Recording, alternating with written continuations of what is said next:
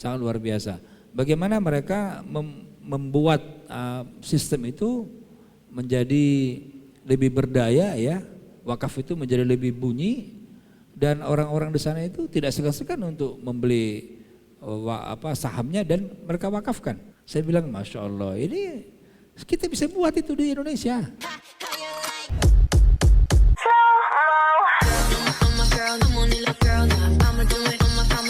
Assalamualaikum, Elsa di sini. Hai guys, hai semua, halo tetangga. Gimana kabar teman-teman? Semoga sehat selalu, semoga bahagia selalu, dan semoga hari-harinya selalu good day.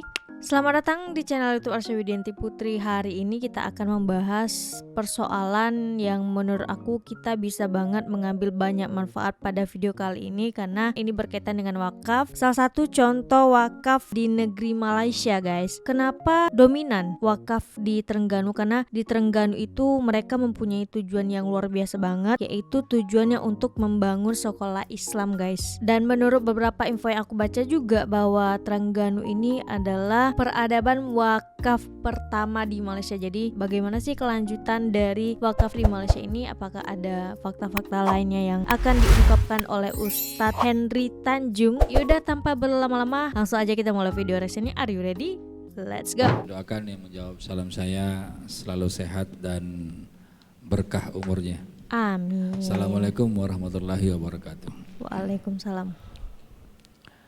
Para hadirin yang berbahagia, pada hari ini minggu pertama hari Ahad, khusus kita membahas masalah wakaf ya, kajian wakaf. Dan hari ini kita akan membahas wakaf di Malaysia ya. Bulan yang lalu minggu pertama kita membahas wakaf di Jordan. Bulan sebelumnya wakaf di Singapura. Bulan sebelumnya lagi wakaf di Turki. Nah, ini kita akan bahas wakaf di dunia ini. Ya, kita akan keliling ke berbagai negara melihat bagaimana wakaf di mereka, kemudian kita juga kaitkan dengan wakaf di kita. Jadi ada perbandingannya nanti. Baik, saya Henry Tanjung, Wakil Direktur Sekolah Pascasarjana Universitas Ibnu Khaldun Bogor dan juga anggota Badan Wakaf Indonesia. Para jemaah sekalian, kalau kita lihat peta Malaysia, ya Malaysia ini tidak begitu besar, ya. Mungkin kalau dikumpulkan kira-kira satu Kalimantan lah, ya. Ada Sabah, ada Sarawak, ya. Bandung mungkin. Sabah, ada Sarawak. Itu kira-kira satu Kalimantan. Ini Kalimantan Indonesia dan ini sudah masuk ke Thailand. Ya, ini di bawah ini Singapura yang kecil ini, ya, nggak kelihatan ya kursornya ya. Paling bawah ini Singapura, ya, nggak jelas ya. Yang ini Singapura ya. Oh sayang kita kemudian tidak bisa melihat Kedah, ini guys. Kelantan, ini Terengganu. Terengganu ini adalah proyektornya. Tempat wakaf yang paling tua di Malaysia. Oh paling tua, iya ya, peradaban pertama aku bilang tadi kan. Di Malaka ini tempat Portugis mendarat, ya. Ini sebelah ini kan Sumatera, ya. Sumatera ujungnya adalah Samudra Pasai, Aceh, yaitu kerajaan Islam pertama di kawasan Asia, ya. Jadi kalau kita lihat penduduknya juga 30 juta kurang lebih, ya. Jadi kira-kira berapa? 2/3. 3/4 Jawa Barat. Iya. 2/3 Jawa Barat. Iya, 2/3 Jawa Barat tadi aku belum penduduknya 44 juta. Iya. Ya. Dia Malaysia 30 juta. Jadi penduduk Malaysia itu 2/3-nya Jawa Barat. Masih lebih besar Jawa Barat penduduknya daripada luas Malaysia. Tapi kalau luas daerahnya mereka sangat luas. Ya. Nah, ini peta Malaysia dan bagaimana tentang sejarah wakaf di Malaysia. Sejarah wakaf di Malaysia itu ya oleh Syed Osman itu diyakini sudah ada sejak abad ke 13. Jadi kurang lebih 800 tahun yang lalu. Berarti itu sudah ada. Ya? Diyakini wakaf. Sudah ada wakaf. Cuman kan wakaf ini kan zaman dulu tidak direkam, Pak. Tidak dicatat. Nggak ada pencatatan wakaf itu. Orang wakaf aja diterima sama yang terima wakaf sudah selesai gitu. Itu dia persoalannya. Jadi susah kalau dilacak itu, kalau kita mau buat penelitian susah gitu. Kecuali yang wakafnya itu atau nazirnya itu negara gitu. Seperti Utsman bin Affan. Wakaf Utsman bin Affan dari dulu sampai sekarang tercatat karena dikelola sama negara. Tapi kalau dikelola sama orang per orang itu hilang rata-rata wakaf itu. Ya. Nah, ini yang pertama sekali ya itu adalah di Trengganu tadi. Trengganu. Ya, Hai di warga Trengganu ini Trengganu. yang pertama ini wakaf ditemukan. Dia jadi kira-kira di sebelah selatan ya. Trengganu sebelah atas itu. Ya. Itu kemudian yang kemudian dikenal dengan tanah Melayu. Ya, jadi istilah Melayu ini itu sudah dari 8 abad yang lalu. Ya, istilah Melayu kemudian mereka menjadi namanya Malaysia. Tapi Melayu itu kan sebenarnya Sumatera, kemudian Malaysia sekarang, kemudian Singapura itu Melayu, kemudian Kalimantan yang barat itu juga Melayu, banyak Melayunya di situ. Itu kawasan Melayu sebenarnya. Ya. Nah, kecuali kalau Jawa tidak. Jawa pulau sendiri dia punya adat sendiri. Nah, kenapa kemudian wakaf itu menjadi faktor yang sangat dominan ketika itu di Trengganu? Karena alasannya adalah untuk membangun madrasah dan sekolah Islam. Jadi wakaf di Trengganu itu di tanah Melayu dulu itu khususnya untuk religious education, ya, untuk sekolah-sekolah Islam, madrasah, pesantren, ya, taman Al-Quran gitu ya, pokoknya mengaji lah. Itu dia alasannya. Makanya kalau kita pergi ke Malaysia, saya sarankan untuk pergi ke Trengganu. Wah. Ya, kenapa? Karena Trengganu ini peradaban wakaf yang pertama di Malaysia. Dan kampusnya juga besar juga. Kampus Trengganu itu besar juga. Ya. Kemudian di abad 19 ini yang terekam itu adalah wakaf Sultan Umar. Penguasa ketiga itu kan namanya Sultan. Ini Malaysia belum ada nih. Malaysia itu kan adanya tahun 1957. Baru ada Malaysia merdeka. Kalau kita Indonesia adanya tahun 1945. Nah, sebelum itu belum ada negara-negara, hanya kawasan saja. Ya. Dan itu pada abad 19 ya, itu kawasan-kawasan saja. Pada 1911 sudah ada tanah wakaf di sana. Ya. Berarti udah lama juga wakaf tuh ada ya. Nah, kemudian kalau kita lihat yang pertama di Penang itu adalah Masjid Kapitan pada tahun 1801. Wow. Lama ya. Wakaf ini ya. Di Penang. Pinang tahu ya, Penang itu kalau lokasinya itu di sini. Di sebelah sini tuh, sebelah sana, ujung sana itu. Pulau sendiri, ya, pulau sendiri Penang. Ya, itu sekarang banyak orang berobat ke sana. Ya, orang berobat ke sana ke Penang. Ini dia lokasinya di Penang tuh, Penang sini nih. Ya. Itu dia pulau sendiri, dia lebih dekat sekali kepada Medan. Ya, dekat sekali dengan Medan. 1 jam. Nah, di Penang itu wakaf Medan, itu sudah ada sejak tahun 1801. Dengan namanya Masjid Kapitan. Kalau di kita itu kalau kita telusuri dari abad ke-15 sudah ada. Udah banyak sekali bahkan. Bukan lagi ada, udah banyak sekali. Kemudian Aceh, wakaf orang-orang Aceh. Ya, loh kok bisa ada wakaf orang Aceh di sana? Sekali lagi dulu kan masih Samudra Pasai. Belum ada negara-negaranya gitu kan? Belum merdeka kita. Ya, 1911 itu 1801 kita belum merdeka. Jauh. Ya, 150 tahun sebelum kita merdeka ini. Jadi orang-orang Aceh juga dulu membuat wakaf di Penang. Jadi para jemaah sekalian, orang Aceh ini ya, itu wakafnya luar biasa. Di Arab itu ada wakafnya, wakaf orang Aceh itu yang sekarang dijadikan hotel. Wah, Masya Dan itu Allah. luar biasa, namanya Syekh Buga. Ya, itu sekarang kalau orang-orang Aceh pergi haji, satu orang dapat kalau nggak salah 4 juta dari hasil wakaf itu. Satu orang 4 juta, bayangin. Satu orang 4 juta. Karena ikrar wakafnya adalah wakaf ini untuk orang-orang Aceh gitu. Ya, jadi kita gak orang Aceh, kita gak kebagian.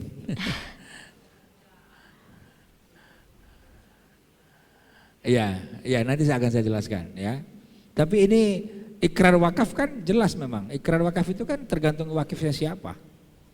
Ya, saya bisa saja ikrar wakaf untuk siapa gitu. Ya, untuk keluarga saya, siapa berhak gitu ya. Karena orang yang wakif itu orang yang paling berhak untuk menentukan kepada siapa nanti hasilnya Diwakaf. diberikan. Saya wakaf hotel, hotelnya untung. Untungnya buat siapa? Saya bisa buat. Oh, buat masjid IPB sekian, 10%. Buat pesantren 10%.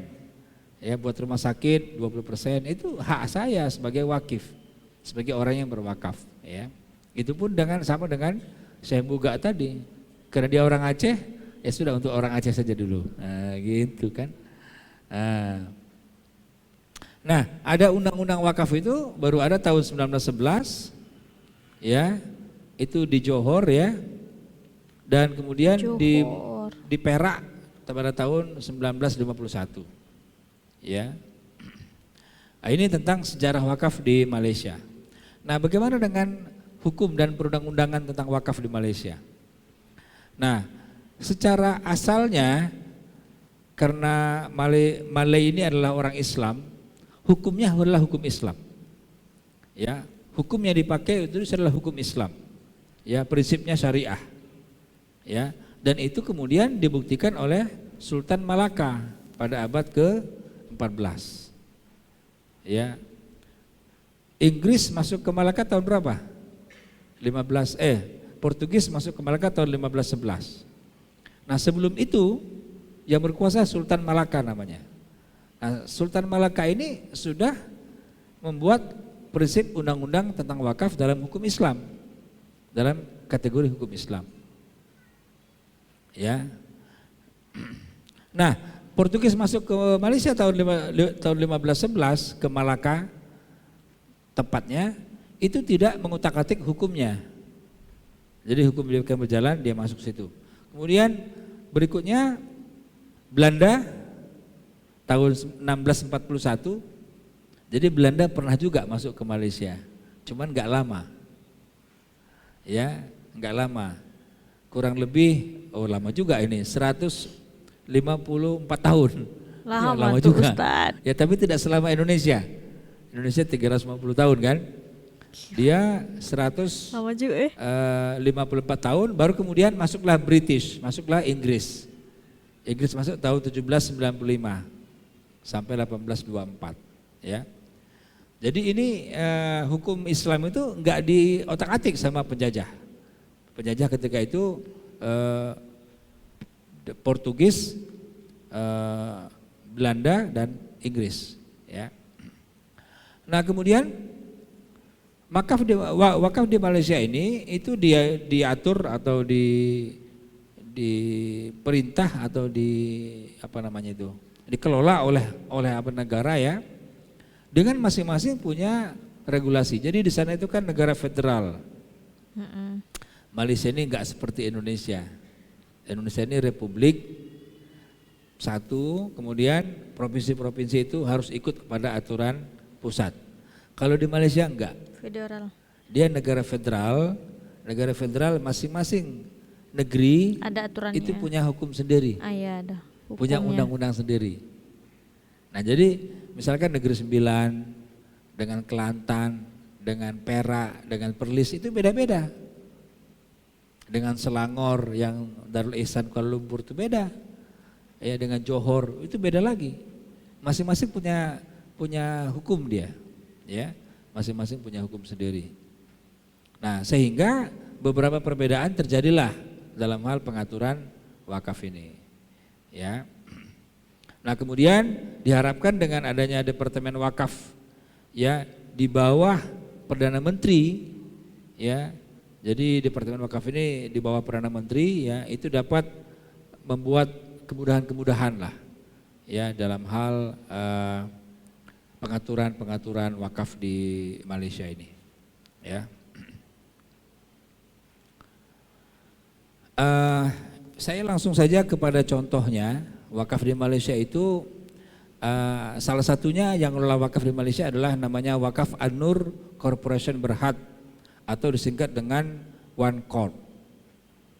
Ya, One Corp ini didirikan 25 Oktober tahun 2000 untuk mengelola aset-aset dan saham-saham daripada Johor Corporation ya, yang kemudian ditransfer kepada mereka sebagai wakaf, aset wakaf. Ya. Ini menarik, ya menarik karena One Corp ini ngelola aset wakaf tapi dalam bentuk saham nantinya. Wis. Nah, pada 3 Agustus 2006, G-Corp itu mengumumkan 200 juta ringgit. Ini sekitar kalau uang kita 200 miliar, 600 miliar. Wah. 600 miliar ya. Daripada saham perusahaan itu ya dijadikan wakaf. Oh, wah. Keren ya. Banget. Bayangkan kalau perusahaan mewakafkan sebagian sahamnya gitu. Itu luar biasa. Ya Allah, makmur. Ya. Kemudian ditransfer kepada saham One Corp ini. Ya, One Corp ini. Nah, One Corp ini sebagai perusahaan maka dia punya beberapa tujuan ya. Pertama untuk melakukan manajemen dan administrasi daripada G-Corp dan cabang-cabangnya. Kemudian membuat penelitian dan rekomendasi terkait dengan entitas Islam di situ. Kemudian mengkoordinasikan dan mengelola operasi daripada klinik. Jadi One Corp ini punya klinik-klinik ya yang dikelola dengan dana wakaf. Kemudian rumah sakit, kemudian alat untuk dialisis cuci darah. Oh. Ya, cuci darah. Kemudian merencanakan dan mengkoordinasikan aktivitas-aktivitas Islam ya. Kemudian bertindak sebagai sekretariat daripada masjid karena One Corp juga mengelola masjid. Kemudian yang terakhir sebagai pusat daripada reference untuk manajemen bisnis daripada perspektif Islam. Wow. Ya. Dan nanti kita akan lihat bagaimana One Corp ini mengembangkan bisnisnya itu dengan basis wakaf. Ya. Keren loh. Nah, ini contoh kliniknya. Klinik An-Nur ini ada berapa tempat ya. Jadi sampai saat ini One Corp itu mengelola 23 klinik seperti ini. Dan itu basisnya wakaf. Apa untungnya? Untungnya kalau orang miskin gratis. Kalau nggak miskin bayar. Itu untungnya. Ya. Dan kemudian satu rumah sakit dikelola oleh One Corp dengan basis wakaf. Ya, ini rumah sakitnya juga mewah, bagus, ya. Dan sampai akhir 2018, One Corp itu sudah mengoperasikan 23 cabang klinik dan satu rumah sakit. Juga One Corp membuka peluang bagi masyarakat untuk berwakaf, ya, untuk berinfak. Seperti apa? Obat, boleh obat. Kemudian mesin dialisis, mesin pencuci darah, itu kan lumayan mahal. Nah, kalau ada orang kaya mau berwakaf boleh, dia beli mesin itu, lalu dia wakafkan kepada klinik daripada One Corp ini. Itu dibuka kesempatan. Kemudian medical equipment ya, peralatan yang lain ya, untuk pada donor-donor ya, untuk pada orang-orang kaya lah yang ada di situ. Ya. Sejak beroperasi ya per 2011 An-Nur ini sudah mengobati lebih dari 765.000 orang pasien. Ini luar Hampir biasa. Ih, Ya. baik banget. Dari berbagai etnis. Nah, itu dia hebatnya. Jadi wakaf ini tidak hanya digunakan untuk muslim, tapi juga untuk non muslim. Wow, Jadi Masya Malaysia itu kan Allah. paling banyak Melayu. Islam. Kemudian apa? Cina. India, Oh, India dulu. baru Cina ya. Etnisnya, Tionghoa ya. Melayu, lupa saya, Melayu, Tionghoa, apa India atau Melayu, India, Tionghoa. Pokoknya 3 itulah yang besar di sana. Jadi walaupun dia tidak muslim, tapi dia dapat dia hak. wakaf. Inilah hebatnya wakaf itu. Ya, inilah hebatnya wakaf. Ada hak juga meskipun bukan Kemudian Islam kalau yang gitu, guys. ini, kalau yang apa? Mereka ini cuman disuruh bayar 5 ringgit. Wah. 5 ringgit itu sekarang kira-kira 15.000 lah. Suruh bayar. Itu mah ibarat nggak bayar itu. Untuk daftar aja itu kira-kira. Daftar tapi semuanya gratis. Ya, treatment, pengobatan sampai obat semuanya gratis. Ya. Kemudian semua klinik An-Nur itu dilengkapi dengan mesin dialisis, mesin cuci darah. Ya. Itu luar biasa. Bahkan dalam beberapa kasus pasien itu digratiskan cuci darahnya. Ya, karena memang mereka orang-orang miskin. Ya. Nah, ini klinik dan hospitalnya. Jadi cukup besar ya, yang dikelola oleh One-Cop ini di Johor. One-Cop ini di Johor. Saya enggak bicara Malaysia secara keseluruhan karena sangat luas. Saya ambil kasus federal state-nya atau negerinya Johor saja dulu. Nanti kita bisa bahas state-state yang lain ya. Selangor misalnya atau yang lain. Nah, pada tahun 2019 ya, itu One-Cop ini sudah mengelola 6 masjid. Wow. Dan 2 sekolah Islam. Ya, kemudian sedang mengembangkan satu lahan ya, digunakan untuk orpan. Ya, orpan ini apa? Anak yatim ya. Itu digunakan untuk mereka. Jadi tadi One-Cop mengelola klinik, rumah sakit, masjid dan sekolah. Kemudian dia juga mengelola wakaf business fund. Ya, wakaf business fund ini apa? Ini untuk pengembangan sosial ekonomi. Jadi dia mengelola atau membentuk satu dana yang disebut dengan WBF ini, wakaf business fund ini, untuk memberikan kredit, pinjaman kepada siapa? Kepada usaha-usaha mikro. Tapi basisnya Qardul Hasan, pinjam 100, kembali 100. Enggak ada bunganya gitu kan? Itu dibuka program ini, dan ini saya belum dapat datanya yang paling baru ini. Tahun 2011 saja One-Cop itu sudah mendistribusikan kurang lebih 393.600 pinjaman. Ya, ringgit itu. Ringgit Malaysia itu kan sekitar sekarang berapa? Hampir 4.000 ya. Hampir 4.000 berarti kalau 4 kali 4 16 ya. Jadi kalau 16 1,6 miliar. Ya, yang diberikan kepada 250 usaha mikro. Berarti kira-kira satu orangnya dapat 6 jutaan lah kira-kira kalau uang kita. Ya, ini usaha-usaha sangat-sangat kecil lah. Ya, kalau di kita usaha mikro itu misalnya pedagang bakso keliling, ya. Pedagang-pedagang keliling itu usaha sangat mikro namanya, ultra mikro kalau kita sebutnya. Ya. Kemudian pedagang-pedagang warung-warung yang sangat-sangat kecil ya. Itu sebutnya dengan usaha ultra mikro. Nah, kemudian selain itu, One-Cop juga mengelola properti.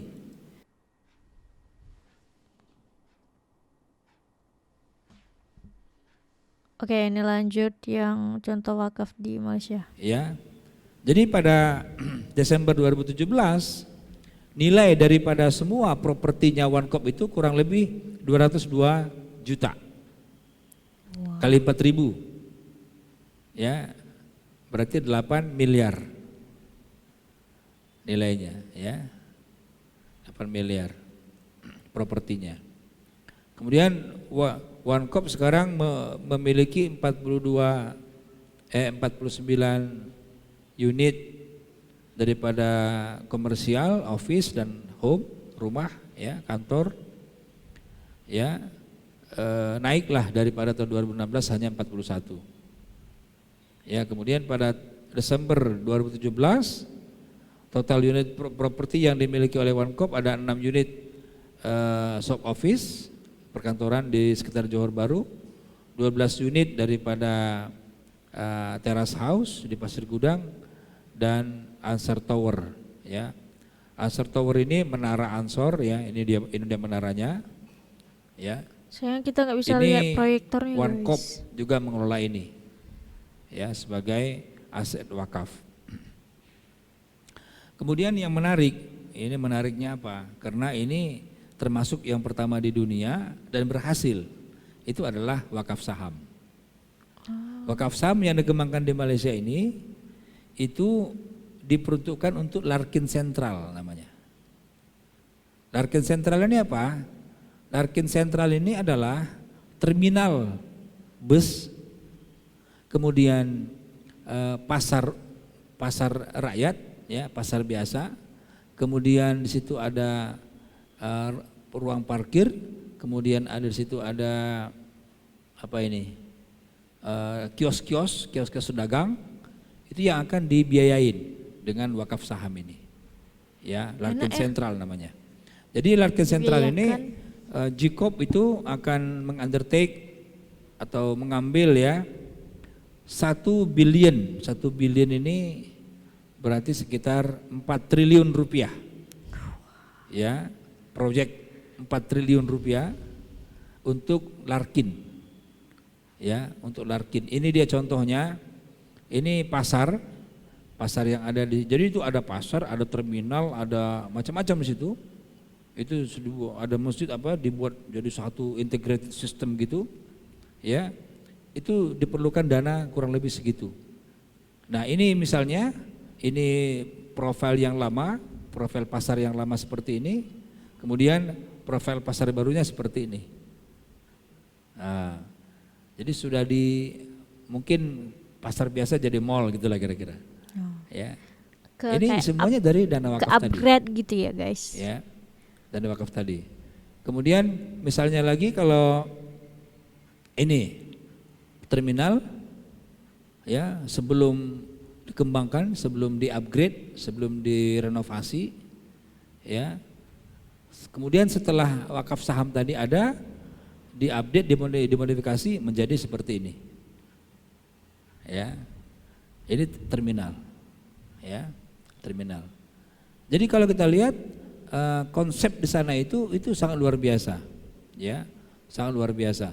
Bagaimana mereka membuat sistem itu menjadi lebih berdaya ya, wakaf itu menjadi lebih bunyi, dan orang-orang di sana itu tidak segan-segan untuk membeli sahamnya dan mereka wakafkan. Ada satu cerita, dia seorang wanita, dia bekerja kemudian dia berwakaf, dia beli saham dan dia ikrarnya wakaf untuk ibunya. Jadi dia beli saham kemudian dia bilang ini wakaf untuk ibu saya. Nah, kemudian dia diwawancara sama televisi.